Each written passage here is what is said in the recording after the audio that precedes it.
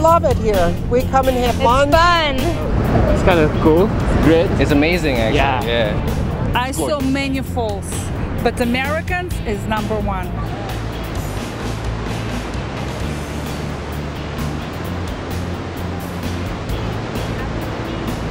It's something, you know, it takes away your breath, you know. I think it's awesome. It is cool. I love it. And I can't explain in words.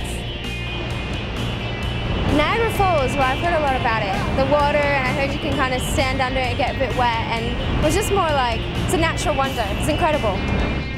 We've always thought of Niagara Falls as being one of the most romantic places. This area is very romantic.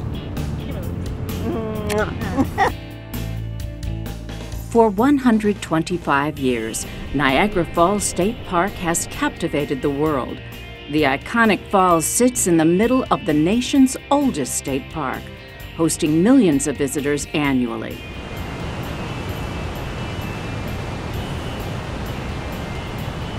Today, the state park is preserved and accessible to all who want to experience it.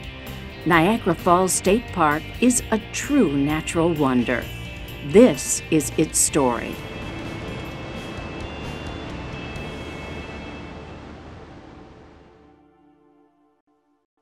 Long, long ago, when the Europeans first arrived here, this was all natural. And it was the abode of a myriad of creatures, plants, animals. In the spring and fall, for example, the skies would be filled with fowl. Sometimes so many that if the sun were out, it would get darker out. Tens of thousands, and they would land on the water above the falls. There'd be dozens of eagles in the sky, soaring, picking off a victim every once in a while. Plenty to eat. When the Europeans arrived here, they didn't see nature so much. They didn't see beauty so much. They saw power, water power. And they knew there was plenty here. Some even imagined enough for the whole world. It was lined up with commercial buildings and factories right up to the edge of the falls. And then at the edge of the falls was an amusement park.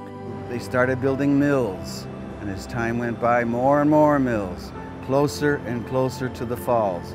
This was all privately owned early in the 19th century by a family, the Porters. This island, Goat Island, upon which I'm standing now, they kept pretty much as it is, but every place else around the falls was to be developed. You had mills lining the rapids all the way to almost to the brink of the falls. You had a small private park by the falls. And if you wanted to go there and see anything, you had to pay.